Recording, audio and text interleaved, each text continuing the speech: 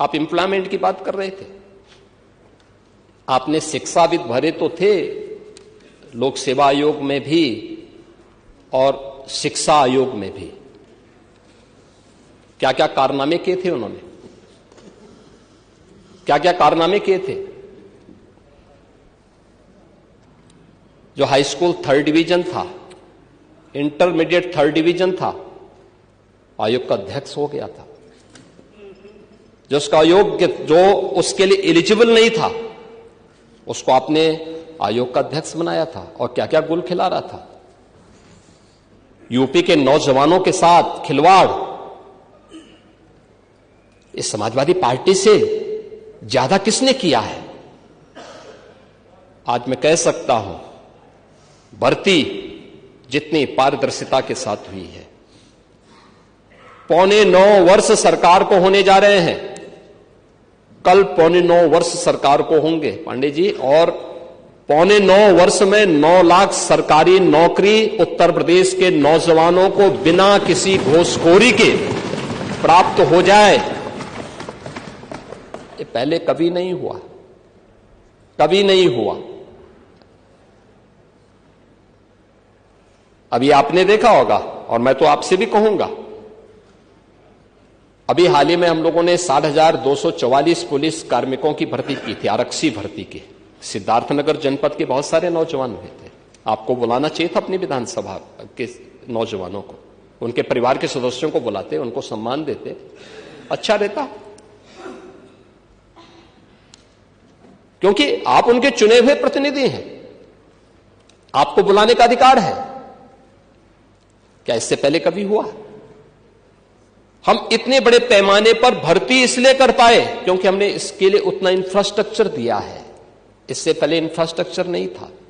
देखिए, यूपी के अंदर 17 के पहले पुलिस ट्रेनिंग के लिए हमारे पास कुल 3,000 की क्षमता थी। जब हम लोगों ने 2017 में पुलिस की भर्ती की व्यवस्था को देखा,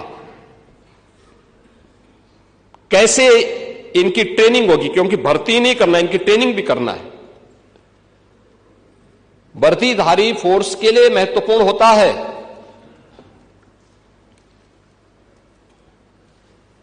कि जितनी अच्छी ट्रेनिंग होगी, यानी ट्रेनिंग के दौरान जितना पसीना बहेगा उतना ही सेवा के दौरान खून नहीं बहेगा। ये किसी भी यूनिफॉर्मधारी फोर्स के लिए महत्वपूर्ण होता है। इसमें ट्रेनिंग में आपने ट्रेनिंग की पीरियड को कम कर दिया था, 6 साल से लेकर के, यानी 9 महीने से घटा करके 6 महीने कर दिया था। और भर्ती के लिए योग्य नौजवान को प्राथमिकता नहीं देते थे। और शिवपाल जी तो उसके मास्टर हैं, इनकी तो पीएचडी ही इसमें है। पूरी भर्ती की प्रक्रिया को तार तार हर व्यक्ति बेहाल था। आज उत्तर प्रदेश का नौजवान नौकरी प्राप्त कर रहा है।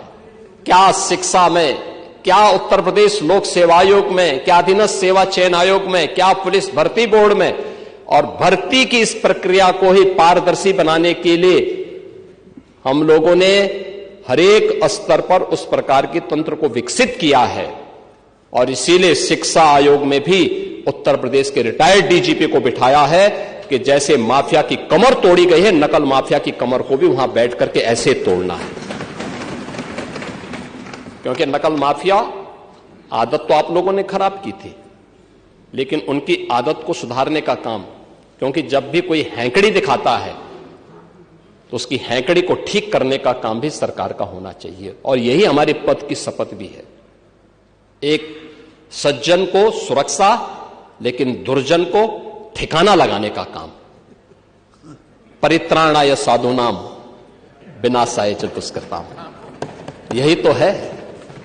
और इसी के लिए बैठे हैं, भजन करने के लिए थोड़ा बैठे हैं। भजन करना तो हमारे पास मठ पर्याप्त है, उसी में कर लेते हैं।